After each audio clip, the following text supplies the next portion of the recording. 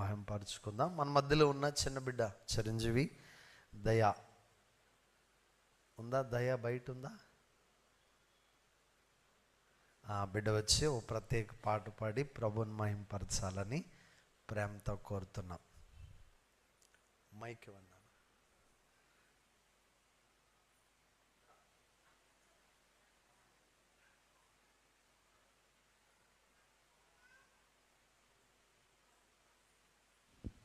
హల్లెలూయా.